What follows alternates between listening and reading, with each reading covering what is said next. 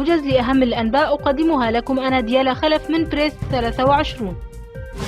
السياسي الكردي صلاح بدر الدين خلال لقائه مع موقعنا بريس 23: لا أملك أدلة على قيام وحدات حماية الشعب بالتصفية العرقية للمكون العربي.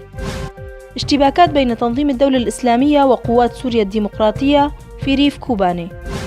الأمم المتحدة تؤكد بأن السلطات التركية أحرقت أكثر من 100 شخص كردي في جنوب شرق البلاد، إضافة إلى إطلاق الرصاص عمدا على المدنيين. رئيس الائتلاف السوري المعارض أنس العبدة: بروتوكول أضنا يهيئ الأرضية لإقامة المنطقة الآمنة. انتهاء الهدنة في حلب ومعارك عنيفة في ريف حمص. وصول شحنة من المساعدات إلى داريا للمرة الأولى. تنظيم الدولة الإسلامية يقطع الطريق الرئيسي بين تدمر وحمص ويحاول حصار قوات النظام داخل تدمر.